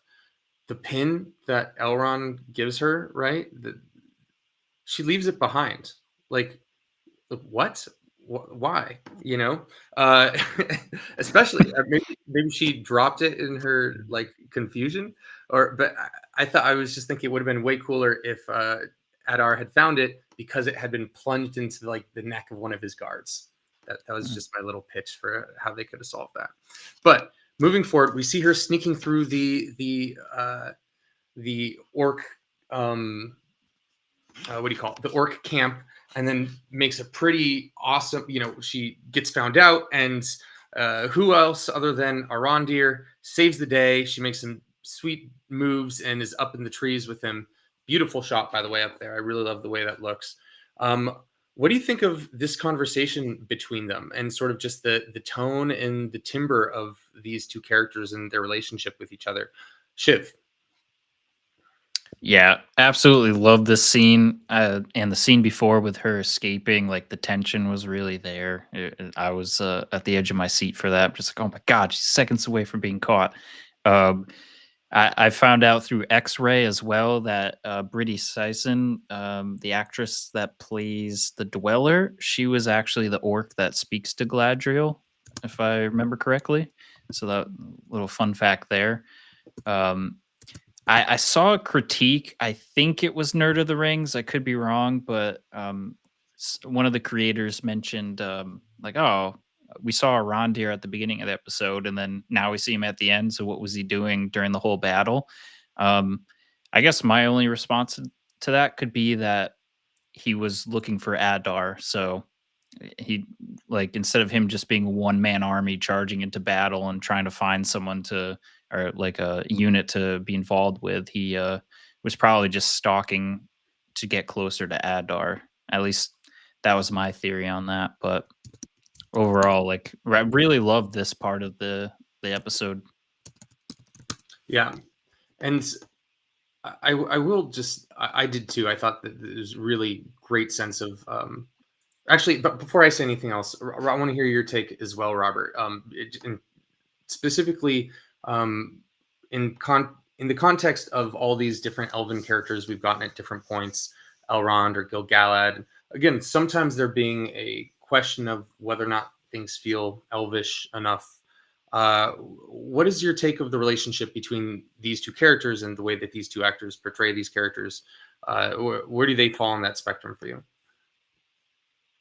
I think Arondir has come across to me as very elvish. One of the characters I've liked, the new characters that they've introduced, that feels kind of in tune with Tolkien. So I've really liked that. I've not always loved the storylines, but as a character, I feel that that's worked quite well for me. This particular Well, this particular conversation, I loved Galadriel's kind of showing faith in him idea. Again, it just and I've sort of worked through this. I don't know if I've come to a kind of conclusion on this, but again, this is like the elves being quite idealistic rather than being pragmatic. The pragmatist would say if Arondir stayed there and he had an easy shot on Adar, then perhaps that might be quite a good outcome. And rather than him heading off to be one of many elves sort of trying desperately to protect a wall. So her sort of line about there's a shortage of elf heroes today is like, I didn't think so. There look like there are quite a few elven heroes today as well. But it felt a bit idealistic, which is to say, part of me really loves, but the other half part of me goes, yeah, but there probably is a slightly more pragmatically better way here. So I'm still working through it in my head on that one. No, I think you actually brought up what I was trying to grapple with myself. I think that was a good way to express it. On one hand, you almost feel like Galadriel is the one who kills Arondir by having you right. No, you have to go face Adar on the battlefield, instead of just taking this easy shot. I also, did you think it sounded? Anyone else feel like it sounded like a Princess Bride reference almost? There are, I think it's Wesley says, there are a shortage of perfect breasts in this world. It would be a shame to bloody yours or something like that when she's about to kill herself. I don't know. The line reminded me of it. It was it sounded pretty similar. Well, let's move on to what happens next. She manages to convince Arondir to not take the shot at Adar, and she then goes and sneaks in to. Can I comment something really quick? Yes, please go. I don't think Arondir was just gonna take a shot with his arrow from afar and then just leave. He was gonna go down there and put a sword in Adar's heart, because this to him is much more personal than just taking a shot at Adar. And I think that's what Galadriel was trying to prevent, him just going in a suicide mission in the orc camp and doing basically nothing, because the orcs will get to him before he will go to Adar. I don't think he was ever gonna just pull his arrow and kill him. He was gonna go in person and be like WandaVision with Thanos, you stole everything from me, and he would be like, I don't even know who you are, or something like that. So yeah. And Mickey Mouse has a comment. There it is. This is what really made me feel. It was the best part about this scene, I thought, was that Galadriel really felt she felt like Galadriel here. Not that I'm not one of the haters who didn't like her character in the first season. Personally, I thought she acted it pretty great overall. Some stuff, but here I just thought it was a really great moment, even if, as Robert said, it wasn't necessarily there might be other ways to think about how the story aspect unfolds, although I like your take, V. Do we have a Strider in the house, or does my mind's eye deceive me? He's commenting. All right, well, we're gonna pretend like he's not here until he pops up, if he does. Do you hear me? Yeah. Okay. Hi, Strider. All right. Hello. Hey, everybody. Managed to tune in. How's it going? Good, man. The last few weeks, you've been like a shadow passing in the night with our streams. Welcome back. Good to be back. I'll be fully back by next week. But yeah, just tuning in to see what's up. How's it going? Hello, Robert. Welcome back again. Can you hang with us long enough to answer a question or two, or do you gotta? Aye. Cool. Oh yeah, Strider's Palantir is working. Awesome. Well, we were just about to move into talking about Celebrimbor going and finding, Galadriel going and finding Celebrimbor in Eregion, and what unfolds from there, right? So Celebrimbor, sneaks away with the 9 rings and all that stuff. I guess my first question is, what do we think Celebrimbor's plan is with these rings? And Strider, since you just joined, we'll start with you. What do you think his goal is here with these rings? So if you can just remind me that he gives the rings to Galadriel here, right? In the scene. Yeah, but I'm talking about even like, what do you think he's hoping to do by sort of getting these rings out of Sauron's reach? Like, what do you think the goal is to, obviously he just wants to get away from Sauron, but what do you think he plans to do with them, or is hoping will happen with them? I mean, it's kind of weird. Like, I guess in the context of the show, he was probably thinking that if he could get them away from Sauron and then have the rings somehow come to Gil-galad and Galadriel and Elrond and everybody else, Círdan, they would probably figure out some useful way to use them, or they would figure out, okay, we should not be using those. I mean, the thing in the books, like these rings were all made for the elves. So if this thing happened in the books, these 9 rings would be like, okay, some other 9 elves are going to get these rings, but in the show they're meant for men. So I guess he was just hoping and trusting that his fellow elves would figure out a way to handle the rings, like whether to destroy them or put them in some kind of use, I guess. Do you think? I mean, quick follow up to that for you. Do you think that he or Galadriel are hoping or can imagine a way that they can be given to, like, do you think they still intend to give them to men in some way, or will they be like, no, these came from Sauron in some capacity, I mean, I think he probably didn't think they were really usable after discovering all the trickery of Sauron. I think he probably just wanted to get them out of the harm's way and get them out of the way where they can cause harm. Yeah. Well, let's talk about this image we got on the screen right now. So Celebrimbor and Galadriel meet up, and they sort of have this sort of mutual cry moment over having been hoodwinked by Sauron. And I want to get a couple of your guys' thoughts on this. My one personal thing is, I'll just say first, is it did feel a little weird to me to have this long monologue in a courtyard in the middle of a battle when like they know Sauron is about to come for these rings. But aside from that, just like a small little pick, what do you guys think about the content? And we'll start with you, Shiv, open-ended, and then I'll move to someone else after. Yeah, to kind of echo what you said a little bit earlier, with how it felt a little bit like the old Galadriel we know when talking with the Arondir. I felt like this was another scene that kind of echoed that. Like, I'm not one to shy away from my love for Galadriel, so I might be on one end of the spectrum with her character, but I feel like we got a little bit of that in season 1, especially when she talked to Theo, and we're getting a little bit more glimpses into that this season with the Arondir, and then this chat with Celebrimbor. So I'm hoping we get to see even more of that in season 3 as her character arc kind of develops and matures.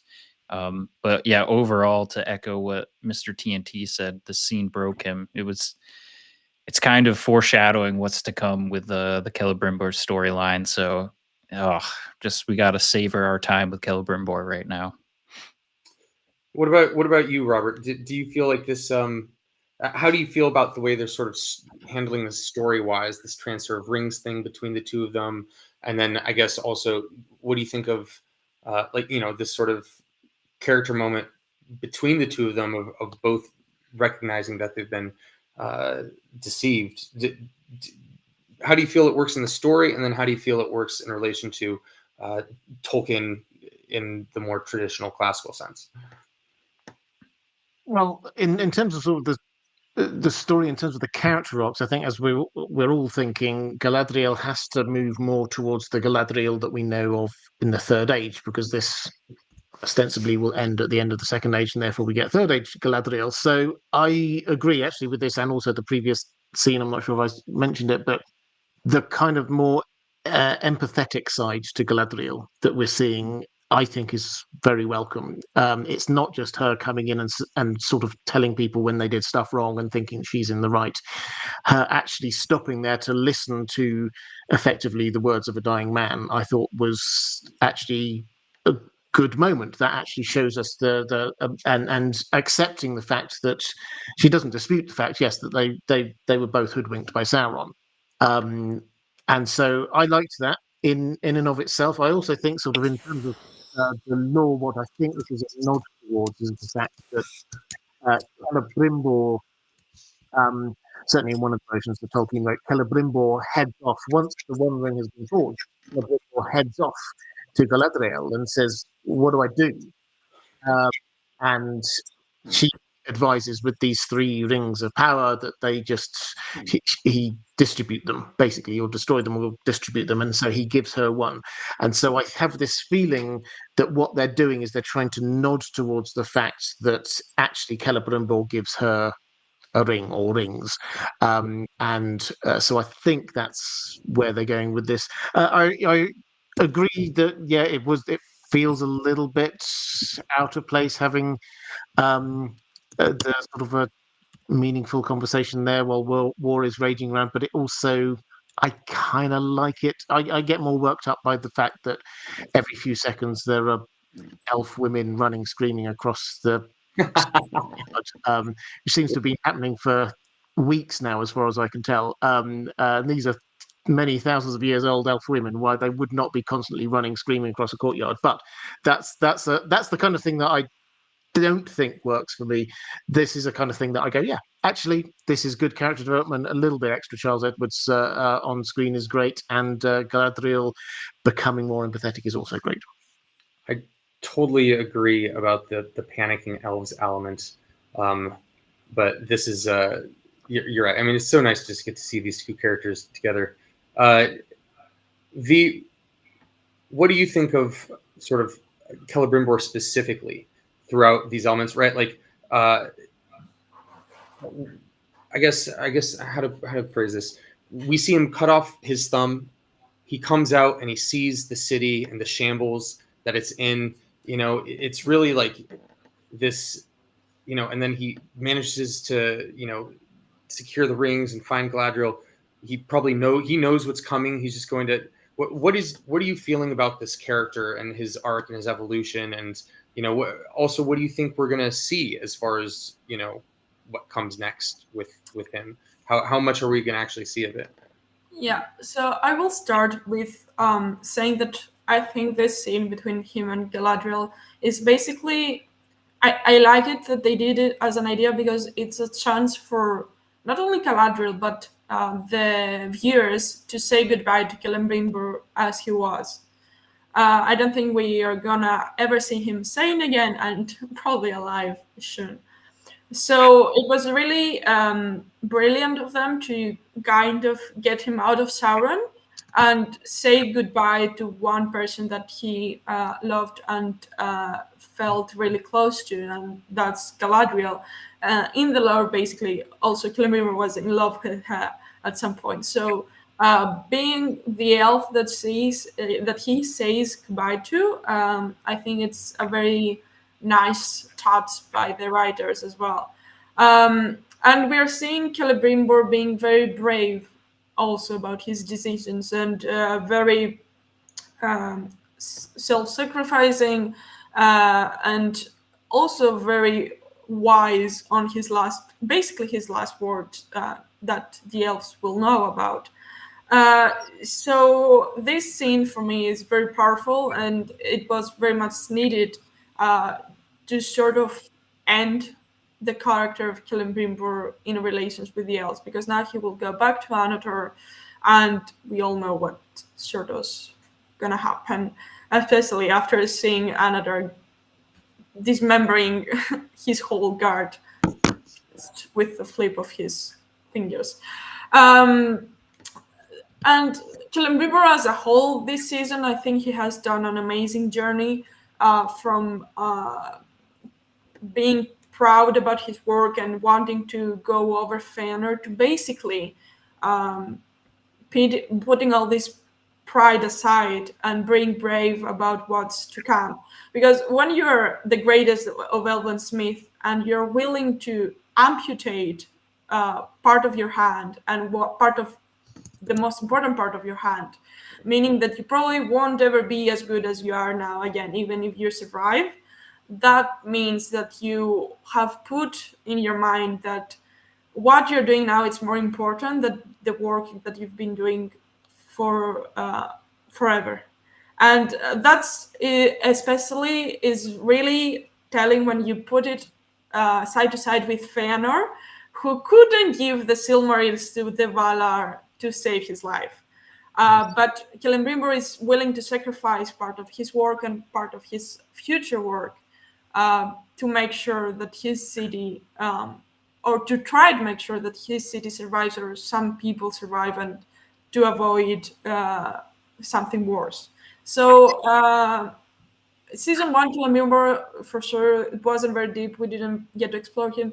But season 2 Celebrimbor is one of the best characters that we have. His relationship with Adar, his relationship with Myrddania, his relationship with the city, his relationship with Galadriel in the last moments, his relationship with himself. It's all amazing, and it's there if you want to see it. So for me, he's an amazing character that will be greatly missed. It's too soon to say goodbye, but we know that we are heading there. Yeah. And just as a reminder, we know that there are a couple media screeners floating around, and some people have access to information that hasn't been watched by the general public. But keep that to yourself and out of the chat if you can. That would be awesome. Strider, do you have also someone's? Is that you, Strider? There's some loud noise going on. Yep, sorry. I hope it's gonna. You hear me well? Yep. Cool. Yeah, I wanted to say regarding this scene, I think this is going to be one of the probably top 10 touching moments of the show, and Strider's in battleship. It was a great scene, and I saw. So I'm not in great, but this I saw this on Reddit or Twitter or somewhere. Could be that even one of the people from our Fellowship of Hands community said this. This scene is in a way a contrast to Celebrimbor, of Celebrimbor and who he is, related to Fëanor, because Fëanor, I think that's one of the most awful things for me always when I reread the Silmarillion. Fëanor, as he was dying, he made that terrible, the greatest but the most terrible oath ever taken in Middle Earth, and yet with his dying breath he sees Morgoth's fortress. He has already caused so much pain. His decisions will continue causing so much pain down the line, and as he lays dying, he sees Morgoth's fortress, and it is said that with the clarity of a dying man, he knows that no elf will ever conquer that fortress, and yet he still makes his sons swear again that they will uphold the oath. Like, I messed up and I'm going to keep messing it up. I'm going to make sure that my descendants keep messing up just because I'm such a prick. And here we have his grandson who is, okay, I messed up. I am the Lord of Eregion. I'm going down with my realm. I'm going to do what is my duty. And I feel like this is really a cool moment of him kind of owning up to to his choices. I feel it's in some ways it's even reminiscent a bit of Boromir, now that I think about it. And I just think it's a really wonderful moment that kind of gives some redemption even to the line of Fëanor in some way, but in either case, at least to Celebrimbor. I think this is a really nice. It's really cool from the writers that they create this moment for him to redeem himself and to own up to all the things that happened. Yeah, I think that's a really great line to draw between the two of them. I was kind of calling it Celebrimbor's Titanic moment.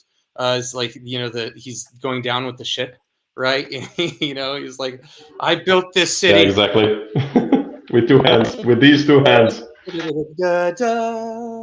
Just need some James Horner start playing in the background. Well, I just got 1 or 2 things more for you guys tonight, and then we'll wrap up.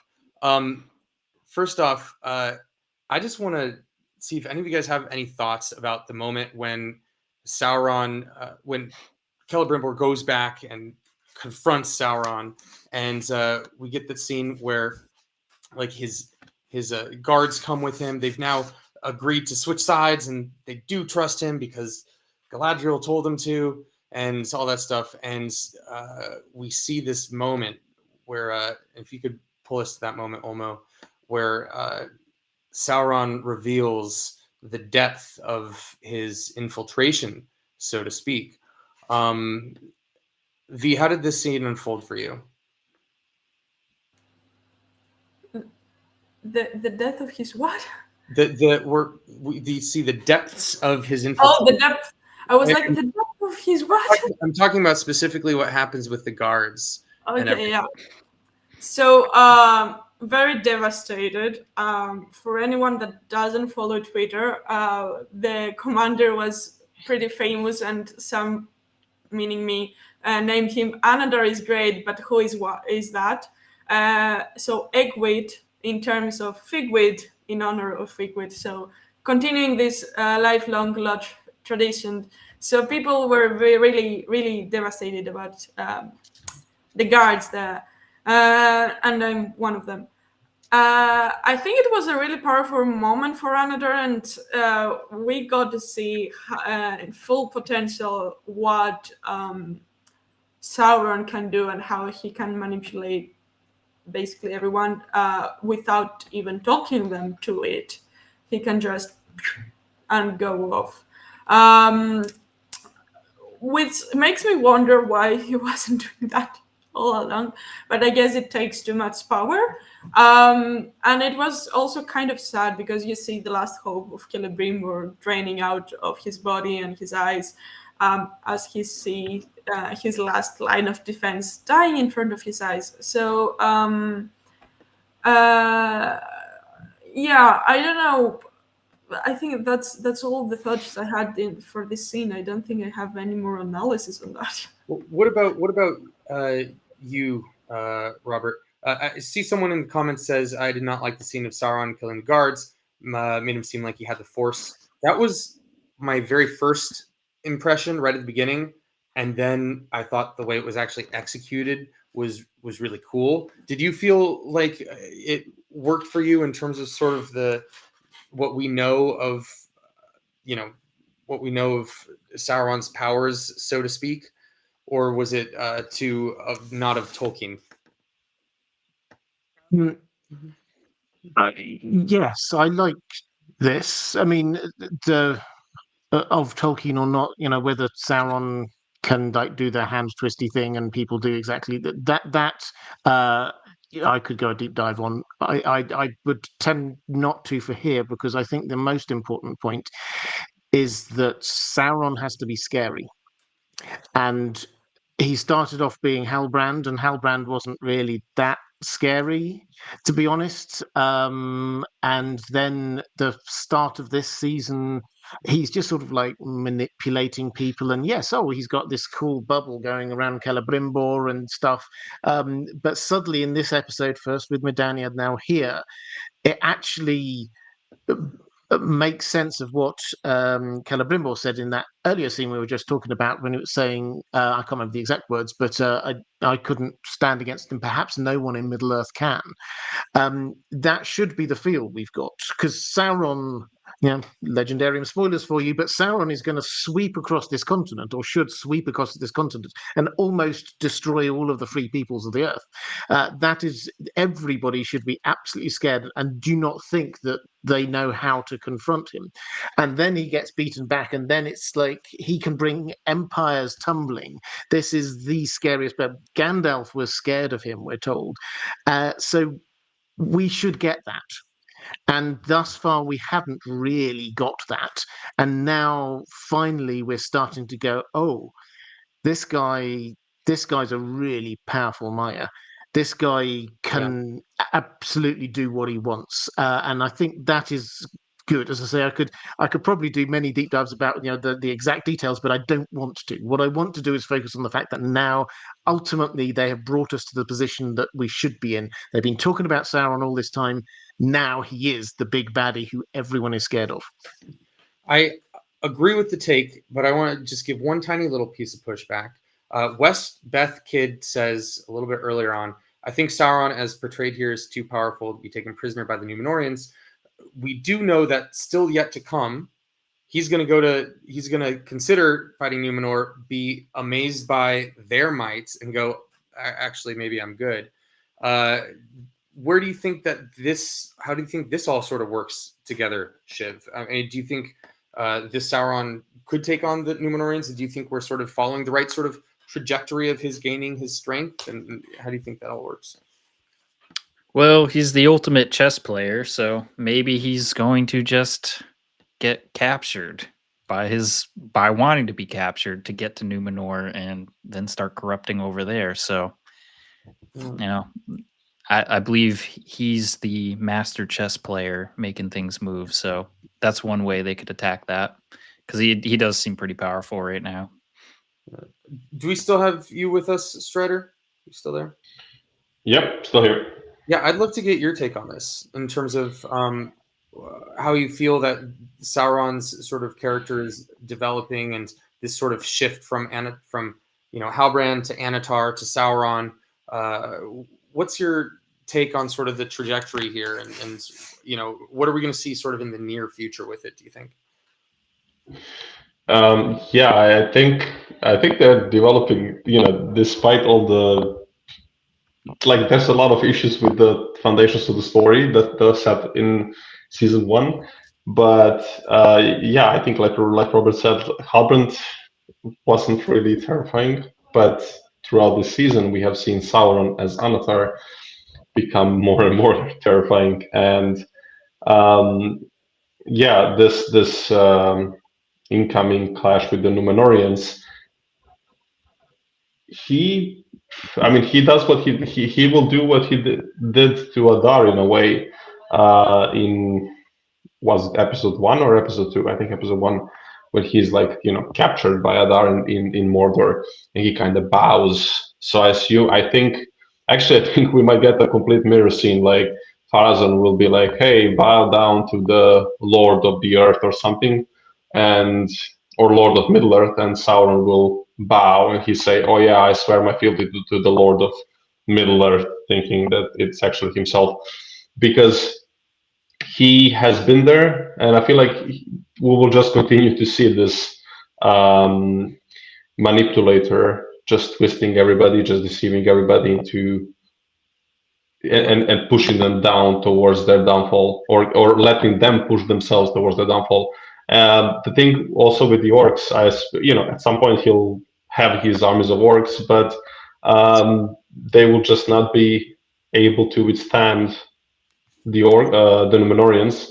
So I guess he'll just pull a feint and just bow down to Farazan and swear his fealty, and then go on about manipulating him in a similar way that he did, I guess, to Celebrimbor. Does anyone have anything else they want to comment on this before we get to Robert? Yeah, just very quickly, I think just on the point that you're making there, the big issue here is that the show has really underplayed the strength of the Númenóreans. This is the height of human civilization. They are capable of creating great wonders. If you read some of the stuff Tolkien writes about them, it sounds like completely otherworldly. They're basically building battleships. These guys are immense. They're 7 foot tall. They're giants. They're long lived. They're amazing. So yes, he is right to be a bit concerned about them, but just in terms of him being captured, I've just quickly pulled up a quote from the Silmarillion that yes, he was. He realized that he was crafty, well skilled to gain what he would by subtlety when force might not avail. In his secret thoughts, he received his captivity gladly, for it chimed indeed with his desire. In other words, he allowed himself to be captured. He was okay with it. He could have gone on the run or something like that, but this was part of his. He thought, actually, I can defeat these guys not by having a big army, but by being clever and manipulative, which are some of his strengths. That's well said. Well said. Good convo, guys. Let's get to the last question before we wrap up. Or sort of the last little piece here. We reached the end of the battle, and we have a couple things all going on at once, right? So Damrod dies, as we've already talked about, and then Elrond is shocked that the dwarves don't come. He just kind of keeps repeating it, and then Arondir, who's already been told by Galadriel not to take a shot at Adar, though perhaps, as V pointed out, he was going to rush in there, then takes on Adar one-on-one, and it seems like the thing that Galadriel had just warned about comes to fruition anyway. I want to hear what you guys think the upshot of this moment is. Are the dwarves coming? Is Arondir dead? Like where does this sort of leave us, and where do you think we're going to be opening with in the next episode? And we'll start with you, Shiv. Oh, great question. Yeah, so based on the lore, the dwarves should come, so it'd be nice to see them. I could see an angle where he's now, like, Elrond's kind of cornered, and then the dwarves come and save him. A part of me feels like that's not going to happen because the show is kind of exploring the Balrog, so they might be just dealing with that, and the dwarves don't come. If that's the case, I'm honestly, I don't even have theories. I don't know how Elrond's going to get out of this, and I wonder what Adar is going to do with the ring. One final theory I guess I have was we saw in the trailers the scene with Galadriel fighting Sauron with the crown. And we know that Sauron's going to be Sauron. So I wonder if he's going to actually get the crown out of the end of that battle and start walking around with a big pointy helmet. So I don't know. I guess that's kind of my, that's where I'm focused right now, is what the heck's going to happen between that Galadriel Sauron face off. V, we're seeing here the love, the light of your life, Elrond. Thank you. Struggling. It's like Ulmo got into you. What the fuck? Struggling with this moment here. And I'm like, what do you think his next move is? Like, what happens here? Do you think he recovers? Does he have a hero moment of his own coming up? What do you think is gonna unfold here?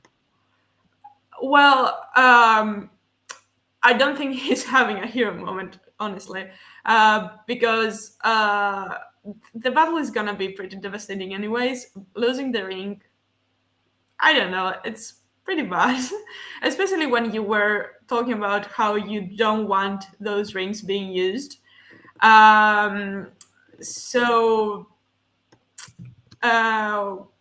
What I want to say. So he's devastated that his friend haven't come. He knows that he's made a big mistake with the ring.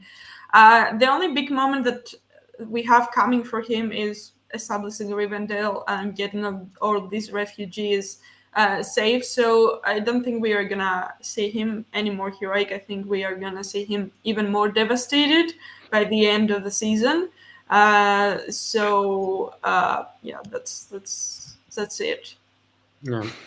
Well, I have a question, and anyone who wants to can chime in. Who feels that they have a thought on this can chime in. We end the episode with Adar picking up the ring, right? Which, by the way, I would like to say, I think it was on a stream like a week or so ago, and I called it that Adar was going to get the ring. But I'm curious, what do you think that Adar is going to do with the ring? You know, how long does he keep it, and is he going to be able to like, you know, obviously he doesn't have it in the third age, but like, what do you think his agenda is with this? And I'm just going to leave this to the field. Anyone who wants can chime in on this.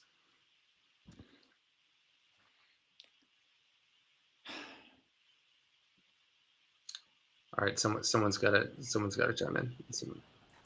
I guess the only thing I can say is I feel like he's not going to have it very long. I just how the show's running, I just can't anticipate him even using it. Like, I'm betting next season he just gets chopped down or something and the ring's taken from him. That's just, I'll leave it there. I'm not a betting man, though. I'm not betting a lot on that. All right, here's our last poll that I want to put up. Oma, would you make this for me real quick? Is Arondir alive or dead? Oh, wait. Oma says, Oma already did something?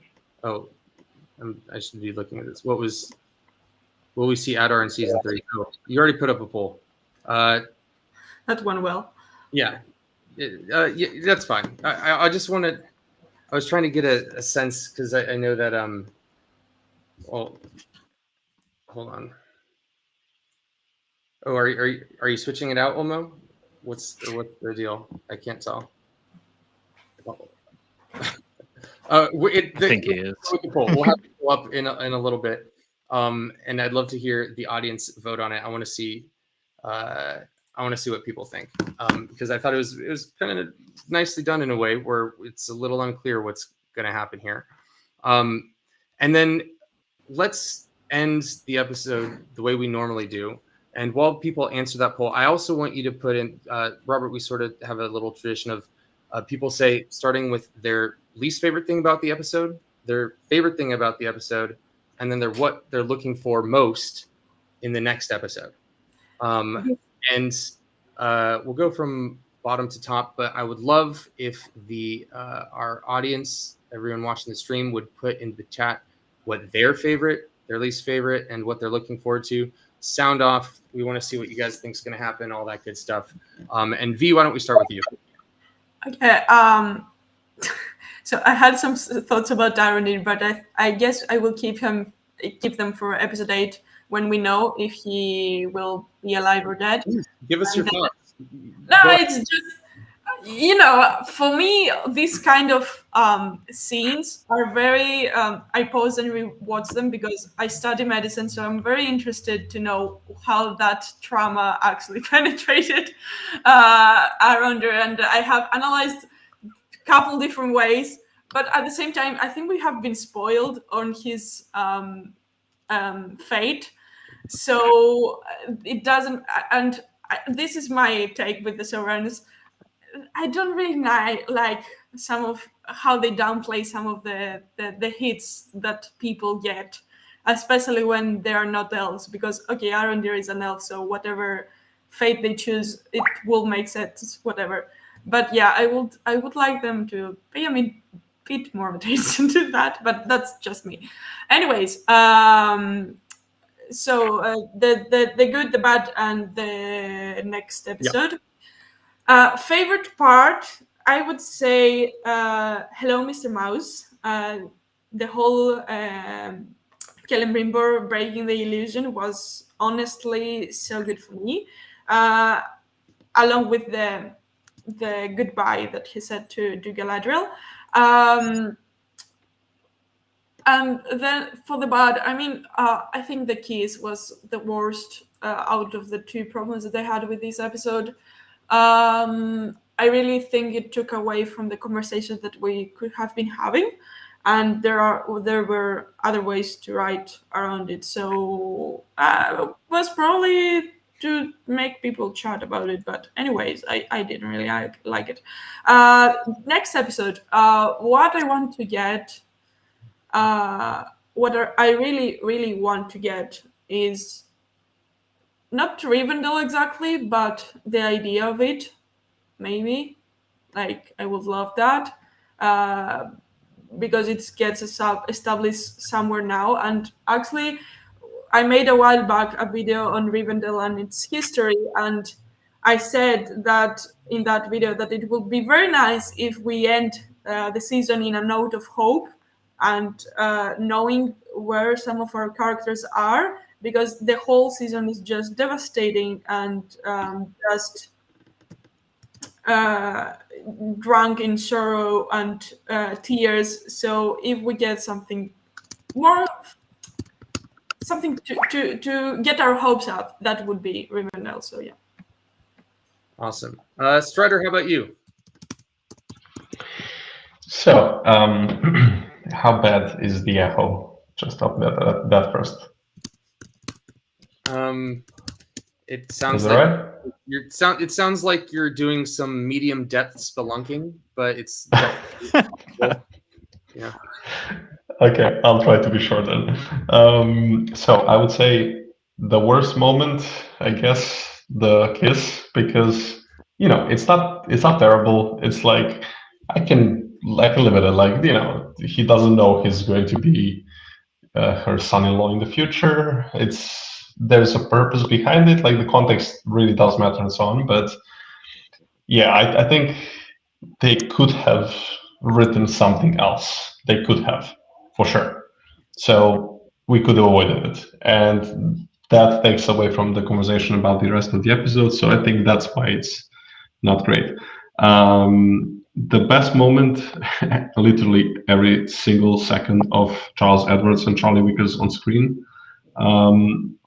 They were just amazing. And this breakthrough of Celebrimbor, I think that really worked fantastic. He was absolutely amazing. So that ties with what I'm hoping to get in the next episode, and that is, I hope that Charles Edwards will have a really cool exit, a very cool closure to his character arc, which we already kind of see here.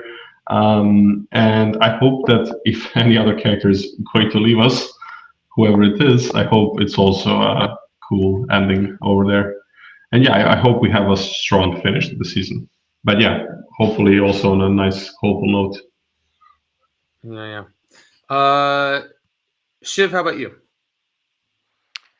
All right. Well, I want to start by saying, like, this has been an awesome conversation. We're 2 minutes in, or 2 hours in, and it's still awesome. Very entertaining, and want to shout out, a couple of our regulars, like Storyteller, Mickey Mouse, Taku Senpai. Like, thanks for always coming in and keeping the chat interesting. So, least favorite, I guess, without surprise. It would be the kiss. Like I said, it didn't bother me, but like it was playing with fire, and now we have rage tubers, and they're going to be talking for months about it for just no apparent reason. So we get to look forward to that in the community. For positives, what I liked about the show, I mentioned earlier in the episode, the couple of shots. Another one that like stuck out to me, other than like the charge and like the point of view stuff. One thing that like kind of stuck out and was like, wow, we're really getting Middle Earth, was a scene where the Eregion archers and soldiers were on top of the walls and like starting to attack the orcs and stuff. I just really, it just reminded me of stuff growing up, like Warhammer. If anyone's ever played like tabletop Warhammer, it just kind of gave me that feel, because they're green elves, the Eregion armor's got that green tint to it, and it just brought me back to my childhood a little bit with some of the fantasy stuff I dove into. So really like that a lot, and it's a good glimpse of what we're going to see in season 5 with the Battle of the Last Alliance. Like, this is like a teaser of that, basically, of how epic it's going to get. So that's highlight for me. And then I guess is the last question like theories for the last episode? Yeah, what you're hoping to see, what you're looking forward to maybe seeing in the next episode that you assume is going to happen. I guess I'll throw a wild theory. Well, maybe it's not even that wild, but so maybe we've seen Galadriel heal people with the ring, or someone healing people with the ring. So maybe there's going to be some kind of conflict there where they try to get the ring to help maybe even Arondir because he got stabbed. I don't know, but I'll leave it there. Not sure. Yeah. Well, what if, in fact, I mean, Adar is the one with the ring. What if Adar heals Arondir? Ooh. Just saying. Just throw it out. Or maybe he heals Damrod and we get a sequel. I'll go next. My least favorite thing is that the elements of the show that are still plagued by sort of logic breaks where they don't time to fully flesh out like things like, you know, the way the guards waffle between following Celebrimbor or not, or the elvish archer who we see who we'd never been introduced to. We'd gotten one sort of shot of her, and all of a sudden there's this moment where she's supposed to be like this epic archer who's brought along for this specific role, but it's never really explained. Just like little things like that, you know, it just feels like there's these moments of sort of pacing or logic that aren't really well explained. My favorites would, I think, you know, have to be elements of the Celebrimbor and Sauron conversation. I mean, it's just so gritty, and it's, I almost don't even want to say that because it's so dark, and I tend to like more uplifting, positive things. Like I would love to say the Celebrimbor and Galadriel conversation or something, but really I think the part that's getting us to buy into the show in a deep way is this relationship.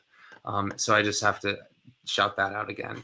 And most looking forward to, call me an optimist, but I assume we're going to get some Tom Bombadil, and I just really hope that goes well. So, because I've been liked some of the stuff we got from him, not so much some of the other stuff, and I just want to see. I want to see Tom have his moment. So that's what I'm looking forward to. And Robert, finish this off. And I don't think I'm going to say much different from what you guys have said, to be honest. So I will keep it brief. Something I loved, Sauron becoming scary. I really enjoyed that. But all of the Anatar, Celebrimbor stuff, again, by a long way, the standout thing from not just this season, but the entire show, as far as I'm concerned. And that's connected with what I hope for next episode, with which I think it was Strider who said, I want a good ending for Celebrimbor. I want it to, I want to go away from this going, yes, they did my boy Brimby proud. I'm happy with that. So that's what I want, and what I hated was the kiss. And anything you're hoping to see in, or you're excited for in episode 8, that or coming forward further in the, oh, you just said it. You said it was the Celebrimbor thing that you I did. My bad. Apologies. All right. Well, thank you again for coming and joining us tonight. You were fantastic, as always. Everybody, please go check out In Deep Geek. Go follow his socials, do some Google, look up at all of his great content that he has. And thanks so much for joining us. Next week will be our last week. So please tune in. It will be a good one. And we'll probably be talking a little bit about what we hope to see in season 3 as well. Ulmo crushed it on the back end. Thank you so much for stepping in. Shiv V, thank you so much. Strider for dropping in. Everybody in the chat, you guys are awesome. Please like and subscribe, and consider signing up for our Patreon. And thanks so much for joining us. We'll see you next week.